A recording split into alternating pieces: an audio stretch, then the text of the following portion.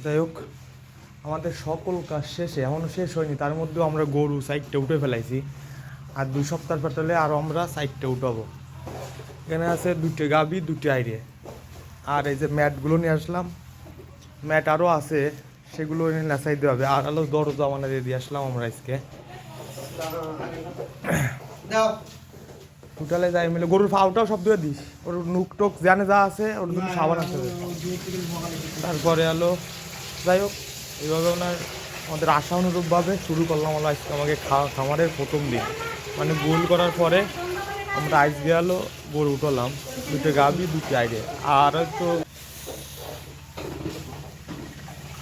দেখালাম সব জায়গায় যে মানুষ বলছিল উঁচু নিচু, না মোটামুটি ঠিকই আছে।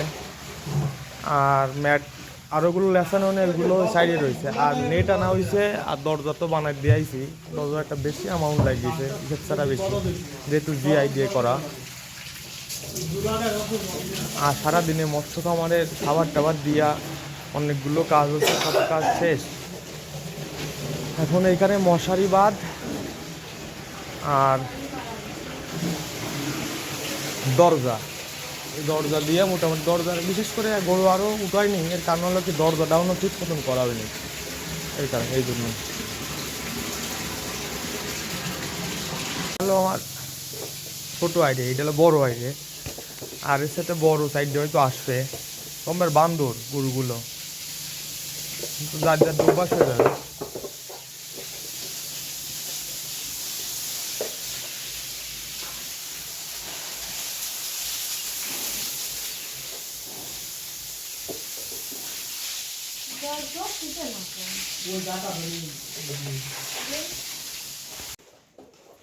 আমার এই খামারের দরজাটা আসতে 5-7 দিন দেরি হবে। যাই হোক, এইভাবে আমাকে মৎস্য খামার, গরুর খামার, ধানের ক্ষেত আমরা মোটামুটি রেগুলার টুকটাক, যেহেতু আমরা সব কাজ মানে করি, সবাই এক একজন এক একদিকে আটি, এইভাবেই মোটামুটি আমাকে খামার শুরু করেছি। নিজস্ব সব কাজই করা লাগে লোকজন দিয়ে, নিজেরা। যাই হোক, কদ্দূরকে আমরা যাতে পারি লাস্ট ফিনিশিং, এই আর কি।